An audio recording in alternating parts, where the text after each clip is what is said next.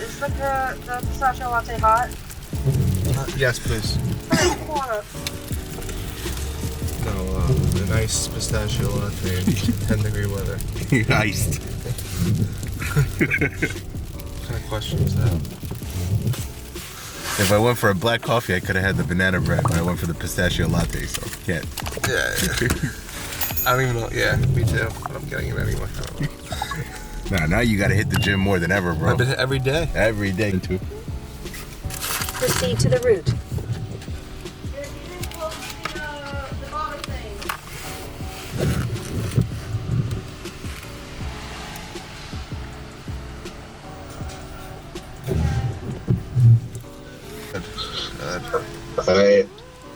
I will,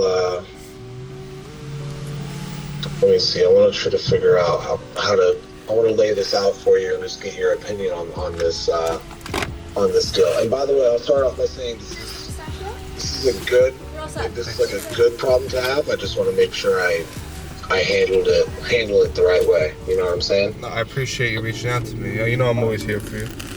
Yeah, for sure, man, for sure. Okay. So this taco deal down in Houston, right? These guys, it's the taco concept, 7 locations, 1 location left to build out. Asking price 4.5. We have a buyer group under exclusive LOI right now. Exclusivity ends in like a month, like March 3rd or something. Group that's currently under LOI. They seem like a great group. One of the guys in the group actually is kind of like a business broker. He's a partner at a large, I don't know, actually it's that large. It's called like Buy and Sell Advisors or something. Older guy, been in the business a long time, et cetera, et cetera. And then 2 other partners in the deal. So it looks like a good group. You know, they've been looking at the deal for a while. They got in on the deal, offered more than the last guy. For the last probably been 3 weeks, we've been in due diligence. We have a weekly meeting to check on updates, kind of feel like where everyone's at, etc. These guys they're going through SBA as well, okay? So they've been putting together, they've taken actually a little bit, kind of an extended period of time, in my opinion, getting everything to the bank. Because I had this deal pre-approved with SBA. I had a bank that already gave the deal a green light, they kind of already went to an underwriter with the last guy, and they gave it a green light, but had some questions. They just didn't get that far.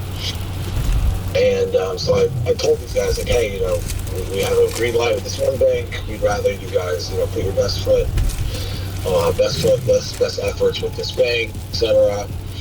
But of course, I'm dealing with a guy that's been in the business for a super long time when it comes to doing business transactions on this scale. So he's like, no, of course, we're going to shop this across some of our typical banks that our clients work with as well. We have no problem, talking with your bank as well, etc. Took him like 3 weeks. Finally got all their personal financial statements in order, blah, blah, blah. Like literally just yesterday, my guy Akeem he kind of works with us over at Wolfpack. Like he's in our WhatsApp. He's always figuring out what we got going on, etc. Akeem just tells me, hey, I got everything over. I gotta go look through some of their business deals, through their businesses. They run a couple businesses, etc. He's asking some questions finally. Okay, keep in mind we've been under LOI for 3 weeks, right? And now I'm working this deal. And is there any deposit down? No, that's the one thing I don't like about these guys. They haven't put a deposit down yet.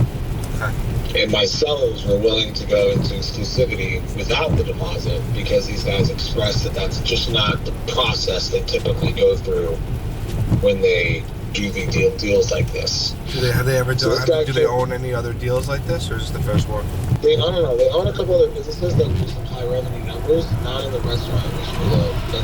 And then, like I said, one of the partners that has all this, like he's an older guy, talks really well. Like he's done business brokering for a while. So I'll be honest, he just kind of like gave me a confident feeling. That could have been like an immature thing on my part, I don't know, but he gave me a confident feeling. Okay. I've been through this a lot. Like I've been through this hundreds of times. This happens all the time. So there's a couple, just from that conversation, I picked up a few things. One, SBA is a horrible process. There's so much more than you think that's going to have to go into it. So keep that in mind. The buyers that you have now, they don't even have an LOI from the bank, which it seems like they don't have. It's going to be 3 to 6 months before they. Yeah, it's going to be 3 to 6 months before they close. So no matter what they tell you, it's a government loan. I've done a lot of them. I know the process in and out. It's going to be minimum 90 days. So keep that in mind. So that's a red flag. Number 2, they have no down payment. They have no skin in the game. That's a huge red flag. They can walk away anytime, leave the seller, even though they're nice, seen it before, they can walk away and leave the seller high and dry. Number 3, they're not in the space. So they own other businesses, they're not in the space. I know they're good people. However, you need to make money. You need to get this deal done. Doesn't mean you're going to cut them out, but you got to work. Right? We're contracted to work for the seller. So, my opinion, move the other buyer forward before you get into an LOI. I would just send them everything. I would say, listen, we have another offer on the table. We like your offer better. Here's a data dump. Take a look. If you're ready to close, if you're ready to sign a contract, the deposit isn't $45,000, it's $450,000, and that would make you exclusive. For a larger deposit, like that much larger? Well, it's 4.75 million, right? The price. Yeah. I would ask between 5 and 10% down. Even if he's going conventional loan. Yeah. Put your money where your mouth is. I just signed a supermarket 2 days ago, and the buyer wanted to put down 50 grand. It's a $5 million deal. I said, you're not getting the deal if you put down 50 grand. You got to put down 500 grand. And then I got him to put down 250. So, the more skin in the game, the better. So basically, what I would do is I would tell the new buyer, listen, there is another. Be honest, there is another offer. The seller. I think he knows. We have a lot of experience at Headstone. We do this every single. This situation happens every day at Headstone. But we work for you, and we don't want to see these buyers. Even though they're very nice, they might take you through the ringer. You never know. Maybe they won't. Maybe they'll close in 90 days. But it's always best to have our options open and go forward with another buyer as well at the same time. No one has to know. They don't have to know about it. The first buyer doesn't have to know. There's no way he will know. And then you make the second buyer a non-exclusive LOI until he comes up with the big deposit, and then if he does come up with the 400, then you tell the buyer, listen, the seller's not moving forward with your deal. Can you tell the buyer what? Say it again. I would say you tell once the second buyer comes up with the 200 plus thousand, the 5 to 10%, then you tell the first buyer, listen, the seller, he doesn't want to go through the SBA process. He changed his mind, and he's gonna, move forward with other directions.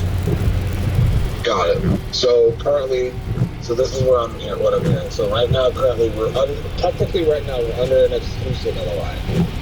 Yeah, but who knows that? That's you and the buyer. No, remember, no one's ever gonna. You gotta do what's best for you and the seller. Obviously, the seller. I get it. I'm going to do whatever. I just want to make sure you know the facts.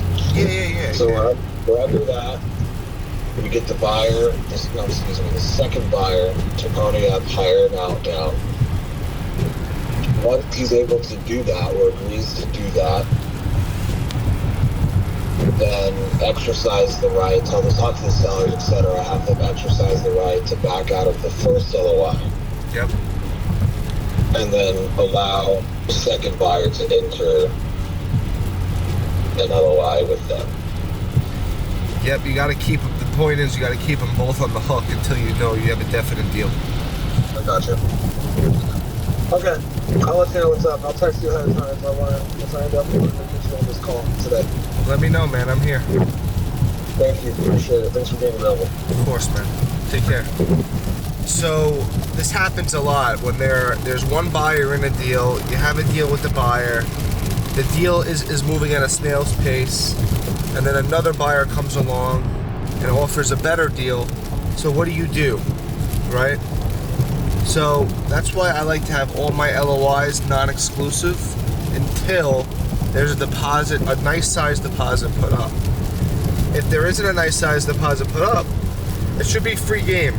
That's how I run my deals.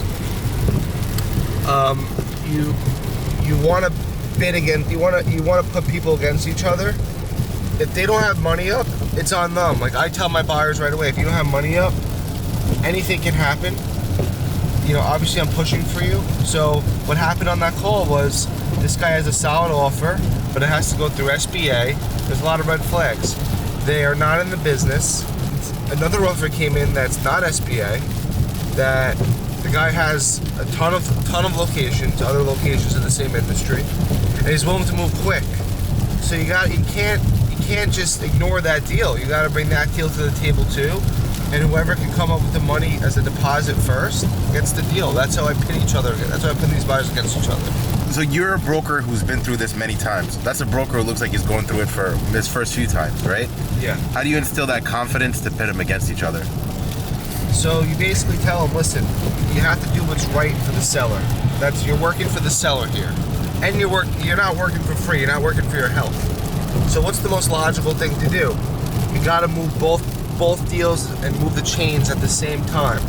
Whoever puts in money first is going to get the deal. That's it. If you don't have skin in the game, you got to understand you're wasting your time. So that's the confidence. That's what I tell them. If they don't have skin in the game, they're wasting their time. And that installs the confidence in them. That gets them to change their perspective. And now he's going to work both buyers without them knowing about each other. What do you think about doing a series where you buy someone a business? And what I mean by that is it's a competition where it's someone who really needs their life changed. They're going to put their all into the business and you buy it for them, right? Like if it's a pizzeria or a bagel store or something like that. Like a competition basically where that's the competition. Like you're pitting the best people for the business against each other. You buy it so you own the liquidity and they come in as a partner. What do you think about that? I love that. I'm going to do that. I already made my mind. So I'm going to, so I have two big closings coming up. One's a 7-figure deal. The other one is close to a 7-figure deal. So it's nice liquid. I'm selling a big property. So I'll have a good amount of liquid money on me. And what I'll do is I'll buy someone a business. I'll be the first lien holder. I'll loan them the money. And it's someone that I'm going to believe in, that's going to kill it, that's going to double the business revenue. He'll pay me back off the revenue, and then he'll own the business. I don't want anything about it. I just want to do a deed by somebody. Now maybe I'll make a little interest. It's not about the interest though. I'd rather put someone in a good spot, pay me back, take the business. Why am I doing this?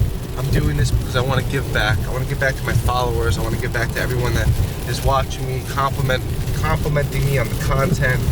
And it's fun to do this stuff. It's fun to change lives because the more you give, the more you get.